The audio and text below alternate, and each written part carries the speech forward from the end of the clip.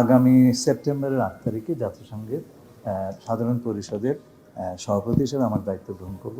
এই প্রেসিডেন্ট হিসেবে আমার যে কাজ সেটা নিয়ে তার সঙ্গে আলাপ হয়েছে এবং এই আলাপটা আমাদের চলতে থাকবে।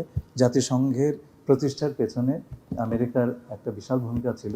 এটা ছিল বেসিকলি প্রেসিডেন্ট রুজভেল্টের আপনারা যদি ইয়ল্টাতে 1945 সালে প্রেসিডেন্ট রুজভেল্ট, চার্চিল এবং মার্শাল স্ট্যানলিনের যে বৈঠকগুলো হয় 8 দিন ধরে, আপনি সেটা পুরো পেপারগুলো পড়লে দেখবেন।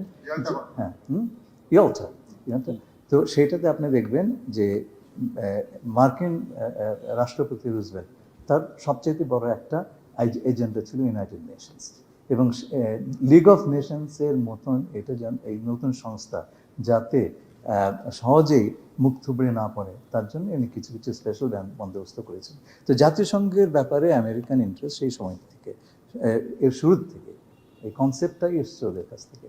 তো এই বিষয়ে এখন জাতিসংঘের জেনারেল অ্যাসেম্বলির প্রেসিডেন্ট হিসাবে আমার সঙ্গে তাদের ইন্টারাকশন হয়তো খুব স্বাভাবিক এবং এই ইন্টারাকশনগুলি চলমান থাকবে।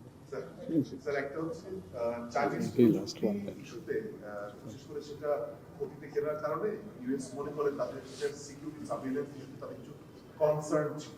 তো সেইটা কি কোনো কারণে আপনাদের এই মিটিংয়ে নির্দেশে না, সেই ধরনের এখন ধরেন এটা একটা প্রক্রিয়া যেটা আমরা দেখতে পাচ্ছি দুনিয়াতে দুই রকম সিস্টেম তৈরি হচ্ছে, দুনিয়াটা দুই রকম ব্লকে ভাগ হয়ে যাচ্ছে। এটা তো সকলের একটা, this is an emerging technology, আমরা অনেক কিছুই জানি না। আমি শুধু এইটুকু বুঝতে পারছি যে আগামী বিশ্বের আমাদের সভ্যতার একটা বেসিস হবে এটা। হ্যাঁ, তো এখনও এটা সম্পর্কে স্পষ্ট কিছু নেই। যেমন ধরেন নতুন যে প্রতিষ্ঠান হয়েছে ওয়ার্ল্ড AI কোঅপারেশন অর্গানাইজেশন, যুক্তরাষ্ট্র এখন সেটা পর্যালোচনা করছে। এখন তো তাদের পুরো অভিমতটা আমরা জানি না। এটা কিন্তু শেষ শনিবার। ধন্যবাদ। সকালবেলা।